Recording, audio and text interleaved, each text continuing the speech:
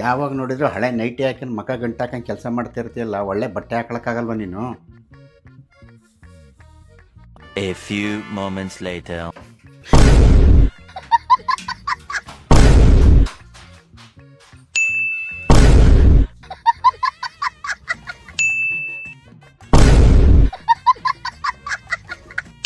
ಸರಿಯ ಬುದ್ಧಿ ಕಲಿಸ್ತೀನಿ. ಹಳೆ ಸೀರೆ ಎಲ್ಲ ಮಾರಿ ಹೊಸ ಸೀರೆ ತಗೋಬತ್ತೀನಿ.